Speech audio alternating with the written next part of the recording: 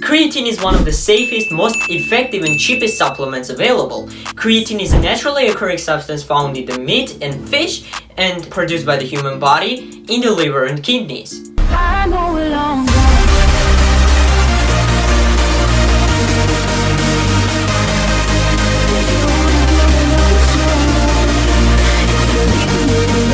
It is converted into creatine phosphate or phosphocreatine in the muscles where it's used for energy. Adenosine triphosphate or ATP is a high energy molecule found in your muscle cells.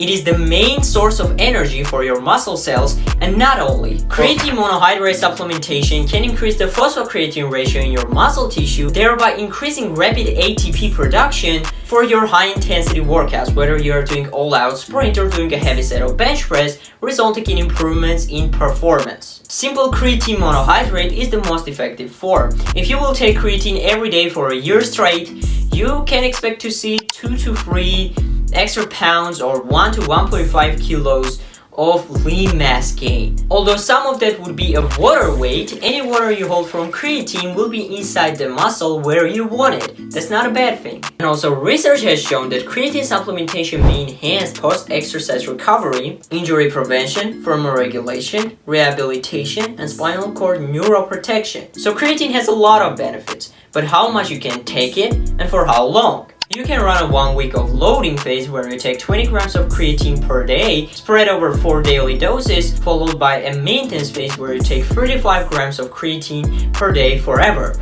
Or you can straight go to maintenance and take 35 grams of creatine, skipping the loading phase. Whatever approach you choose, they will both get you to the same place over the long term. It doesn't matter when you take creatine that much, but post-workout creatine timing may have slight advantage. You don't need to cycle up creatine because there are really no adverse effects. And unlike caffeine, your body won't make a tolerance to its effects.